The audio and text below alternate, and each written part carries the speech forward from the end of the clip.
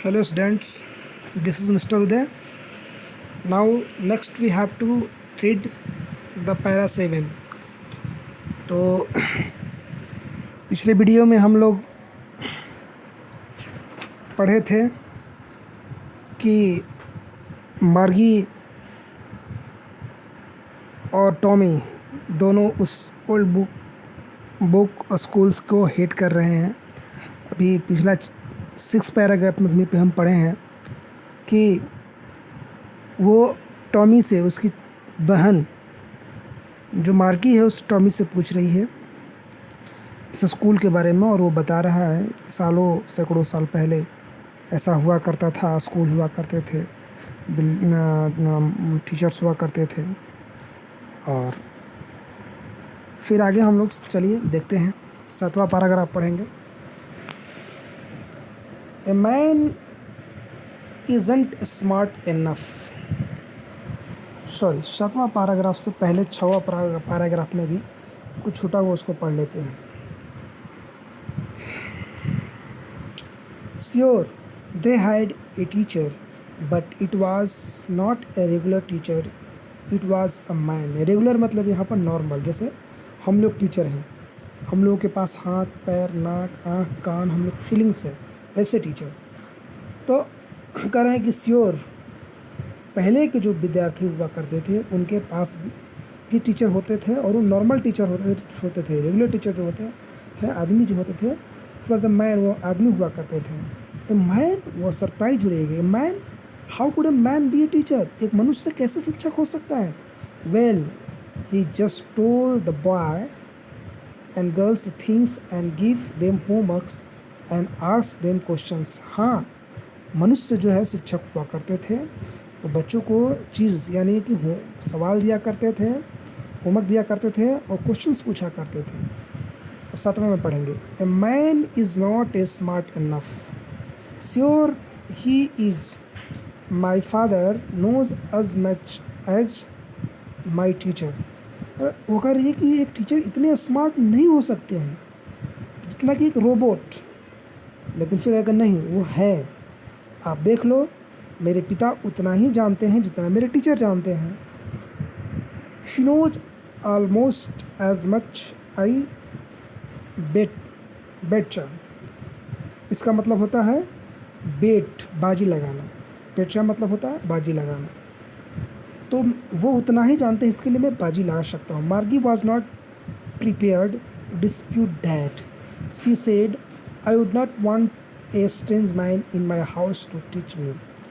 मार्गी इस बात पर डिस्प्यूट मैंने विवाद करने वाली नहीं थी। वो सीधे बोली कि मैं कोई भी अनजान व्यक्ति को नहीं चाहती हूँ कि घर में आकर के मुझे पढ़ाएं। स्ट्रेंज मतलब अनजान, अजनबी। टॉमी स्क्रीम मतलब चिल्लाया, विथ लाफ्टर, हंसते हुए चिल्लाया।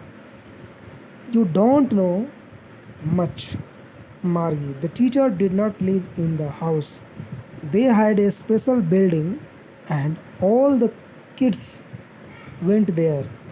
टॉमी ने हंसा ठठा करके और बोला कि तुम ज़्यादा नहीं जानती हो, टीचर जो है वो घर में नहीं रहा करते थे, उनके लिए एक स्पेशल बिल्डिंग हुआ करता था, जैसा कि आज स्कूल है, और बच्चे वहीं पर जाते थे, वो उनको पढ़ाते थे।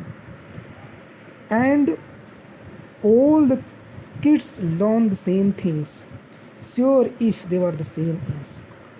और सभी बच्चे एक ही चीज़ पढ़ते थे एक साथ बैठ करके, और इस बात का मुझे उम्मीद है कि सब लोग एक चीज़ पढ़ा करते थे और सब लोग एक उम्र के थे, लगभग सभी एक उम्र के थे, एक एज के थे। But my mother says a teacher has to be adjust to fit the mind of each boy and girls is teachers and that each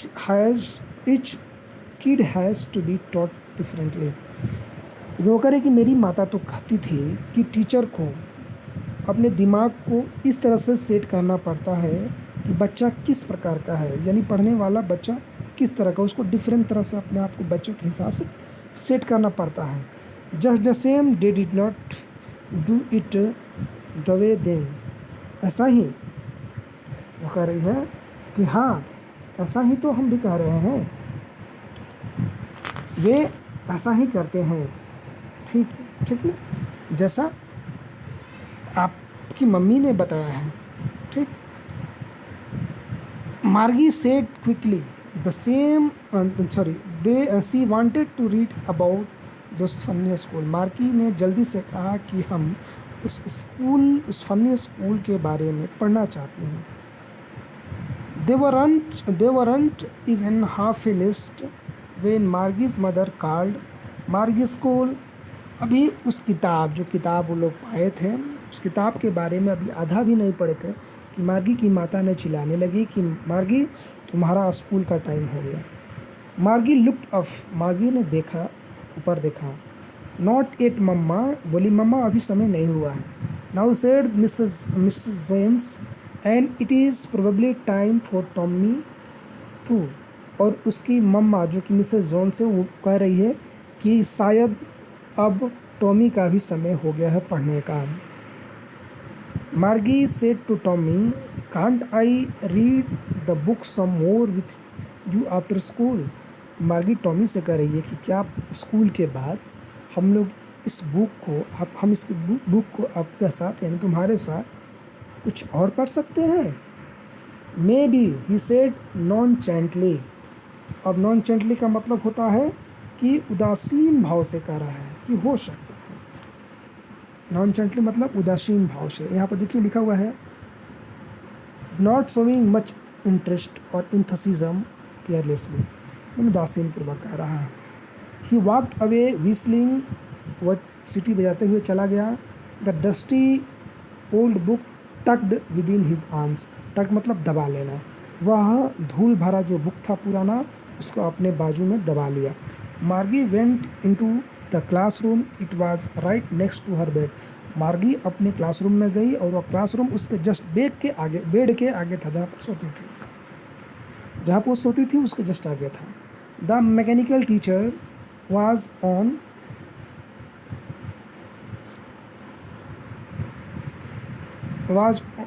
and waiting for it.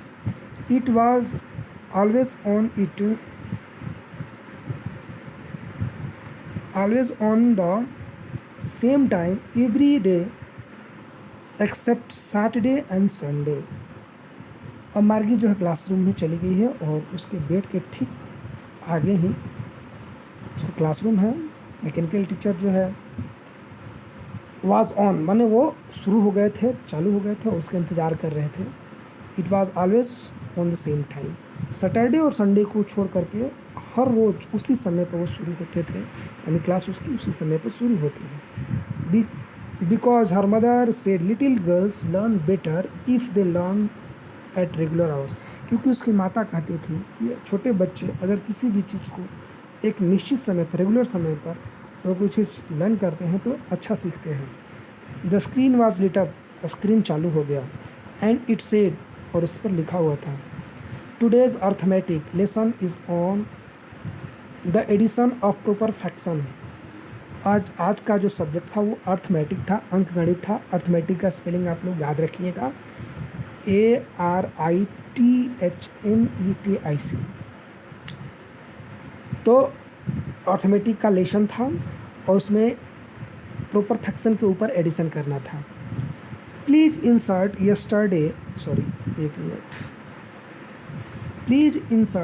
Yesterday homework in proper slot. अब उसमें से आवाज़ आया कि कृपया आप कल का होमवर्क उस स्लॉट में रखिए। मार्गी डिड सो विथ ए साई। मार्गी ने वैसा किया, एक लंबी सांस लेते हुए, आहे भर सांस लेते हुए। साई मतलब यहाँ पर सांस लेना। She was thinking about the old school they had when her grandfathers was a little boy. वो उस स्कूल के बारे में वो सोच रही है जब उसके दादा के दादा छोटे बच्चे थे।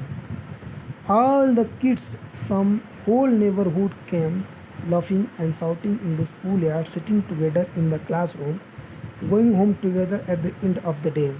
सभी आसपास के सभी बच्चे एक साथ आते थे, हंसते थे, चिल्लाते थे स्कूल के आंगन में और एक साथ बैठते थे क्लासरूम में, और फिर घर, जब स्कूल का ख़त्म होता था दिन के अंत में, वो एक साथ घर जाते थे।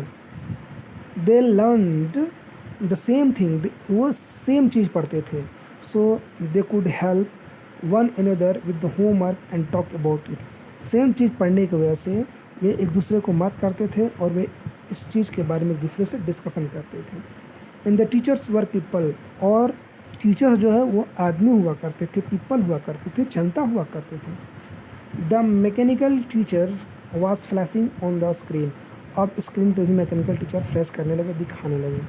We have add fraction 1/2 and, और वो बोलने लगे हम लोगों को एड फ्रैक्शन 1/2 आगे इस तरह से पढ़ाने लगे। मार्गी was thinking about how the kids must have loved it in the old age. मार्गी फिर उसी चीज़ के बारे में सोच रही है कि पुराने समय में कैसे बच्चे पढ़ा करते थे, और इसे पढ़ाई में उन लोगों को मन भी लगता होगा। She was thinking about the fun they had, वह उसके बारे में सोच रही है, ठीक ना। और इसको जो बच्चे जो है पिछले समय में, यानी इस टाइम के नहीं, उस जनरेशन में, पिछले जनरेशन में इस तरह से खेलते थे, एंजॉय करते थे, उसके बारे में सोच रही है। Thank you so much. अब अगला चैप्टर फिर इसके बाद आपको दिया जाएगा। Thank you so much.